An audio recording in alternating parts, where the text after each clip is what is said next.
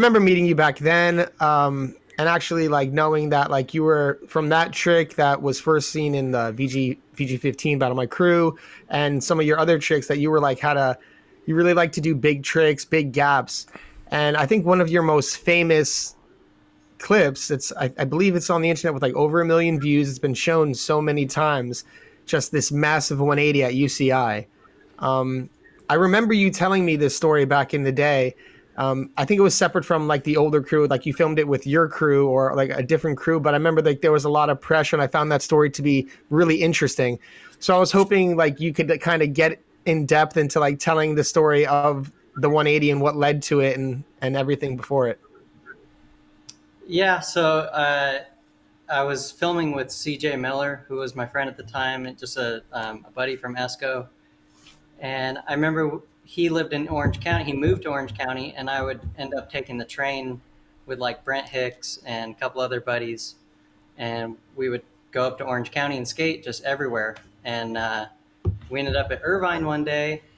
And I remember, I think Mike Radabaugh, I definitely remember him being there. And I was just kind of blown away, like, damn, this guy's like the rail master or whatever. Yeah. And I remember him, we were just looking at the double set, and I was like, kind of contemplating it. And he was like, no fucking way anyone's ever going to jump this. And then I kind of had that stuck in my head for a while. And we came back like, I don't know, a week or two later, and I tried it and did it first try. So it just fucking happened. I would But hope that's first try. I kind of remember you telling me like you looked at it and you said you were going to do it, but you need a car. And then like one of your friends like was like, "Oh, I'll get the car up here." And then like he got. So I was like, there's no way I'm going to skate and do it. Like, you can't skate fast enough. Yeah. And I was like, I would definitely do it, but we need to get a car in here. So CJ, the guy who was the filmer at the time, was going to drive. And he, handed the camera to another friend of mine. Yeah, here it is. And he pulled me with his Volvo, which we have crazy stories with that thing. Like, we almost died in that thing trying to jump it, and all kinds of crazy shit going on back then. But yeah, he got it in there. Like 10 minutes later, he pulls up with the Volvo. I'm like, oh fuck, all right, this is it. Like, it's do or die. I got to do it. Said I was going to do it, so manned up and did it.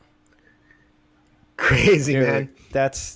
I can't imagine there's like, I know, Billy, you've talked about this in the past about just doing gaps in general, but there's like a point of no return when you're doing a gap. Like, I know, Billy, you always said the best way to do a gap is skate as fast as you possibly can, because you can't bail. Like, you're going too fast to bail at that point, so you have to go for it. And that's like a straight up do or die. Like, you're getting skitched by a car, and you cleared it by like 10 feet at least.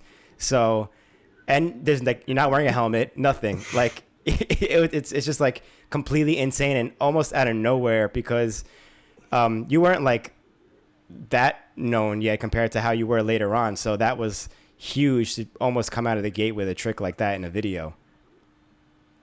Yeah, that was definitely way early in my career. And I remember basically after it happened, we drove straight back to Esco Skate Park to the Rock and Roll Skate Shop, who Mark Rankin owned at the time. And he was just, everyone was there shitting their pants like, holy fuck, dude, this is the biggest gap ever done. Like, you gotta show everybody or whatever. And, obviously it made it into Steal This Video, I think, later. Yeah. No, that was the ender of the intro for Steal This Video. Yeah. Yeah, I mean, I guess he was being a good friend. Like, he wanted to make sure you cleared it, so he definitely put his foot down. Right. Well, I on the was gas. telling him, just go as fast as you can. I was going to say, do you know how fast? When I feel comfortable. Do you know how fast he went by any chance? Well, I think he was going around 45 when I let go. Yo, and that's there insane. was one attempt where I did like just pull off to the side and like ate shit in the grass, but I was like, okay, that was fast enough. One test run. We didn't want to get the boot, so it was like, all right, do it now. Let's go. Well, you did kind of get the boot, because in the clip, the cops or security were like coming at you. Was that after you did it or before you did it? No, that was a whole different day, different school, everything. Movie tricks. Right. Bayan Welsh, movie tricks. Now we know.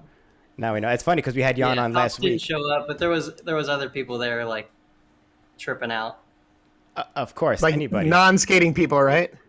Yeah, yeah, because it's at a college, so there's people just walking around the campus or whatever, and just like, what the fuck are these people doing with a car in here? And they heard the car, fucking obviously driving fast and shit. So.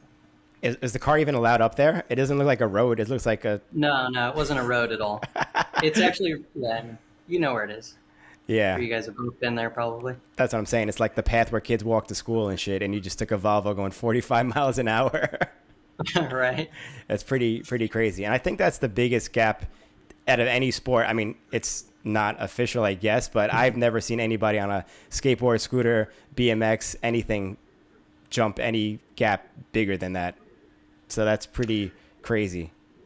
Right. It was pretty hard to measure like the exact height. Like we tried to, but from what we got, it was like 6 inches lower than Leap of Faith. It was like just under height wise. So it was right there. Pretty damn close. Oof. And like doing also like at like 40, 45 miles per hour. The distance. I don't know. Did you have time to think up there, or was it just all so fast? No, I mean, I was just like, I was doing gaps back then. Like it would, I would do a 16 stair, then a 19, then a whatever, like just bigger, bigger, bigger. And I was like, dude, this is none of it's phasing me. So I might as well just keep going. And Yeah. it was right around the time I actually tried Leap of Faith like 4 times. I'm not sure if it was before or after that, but it was right around the same time. I didn't know you actually tried the Leap of Faith. Is that in anything? Yeah, I didn't know that either. Yeah, it's in a video called 8 Wheels. It was on VHS. So you were super young when you did that? Like, Yeah, I super think I sick. tried Leap of Faith before the 12 Flat 12. Damn. So this is a perfect opportunity because I was going to ask you if you thought you could have done the Leap of Faith, but you clearly tried it. You didn't want to go back after that and be like, oh, I got the Leap of Faith easy now? Yeah, I thought I had Leap of Faith. I don't know why I couldn't do it at the time. Just one of those things, like you feel so comfortable, but just couldn't lace it. The leap eluded everybody. Yeah, it did. Yeah. You didn't want to go back I felt afterwards? I couldn't go fast enough. Like I was skating as fast as I could to it, and then I was tired by the time I got there. I heard something like it's a bit of like it's not necessarily flat, like the so it's like a little uphillish. Yeah, I don't know. Yeah, I heard something slightly. like that. Yeah, Slightly. yeah. That's I don't know, man. It's crazy that just to have a trick like that's just lasted the test of time for like over 20 years, transcended sports. I'm sure you've seen the comments. Like the clip has like over like 1 million views on YouTube, and everyone's like, "Wow!" Like everyone from every sport, and it's still having be like that, almost being like the limit. Do you know what I mean? Yeah. It's like, it's like you can't really do much more than that. Like that's kind of where you got to leave it, Right. I don't know, what does it feel cool to still like, do you ever like look back or like recognize that? That's pretty cool. Yeah, I mean, I just kind of wished like we had like a fisheye angle or like a better camera at the time. But I mean, it was what it was. It was just being in the moment and enjoying it. So it was cool. Yeah, that's true. If you would have done that, maybe a few years later, you would have had like a photo for a Daily Bread, like a photographer would have been there, multiple camera angles, like something a little more official. But you were just like, that's what made that clip so There awesome actually too. was pictures of it, but I don't know where those ended up. There was a photographer, Scott Dukes. I don't know if anybody remembers him, but Definitely. he took photos of it. I just don't remember where they went. We gotta How get do you those not photos. know where those? How do you not know where those photos go? You know what it is? He must have messed it up. Or These they're are like probably film on the- days. Like I probably had the pictures, but they're on a computer I had, 20 years ago, and it's just fucking gone, man. Damn, what a shame. I Wow. could Same, picture. same with the tape. Like no one can really find the tape. Like last we knew, Jan had the tape, and then all of a sudden it's gone. Oh, we might see it on the Vault later. Yeah. Shout out to Jan's show, The Vault, where he goes through his old tapes. But Come on, I don't know if you know. that tape, Jan. Yeah, Jan's got a show. We just had him on the last podcast. It's called The Vault, where he goes through all his old tapes. So It might turn up on the vault.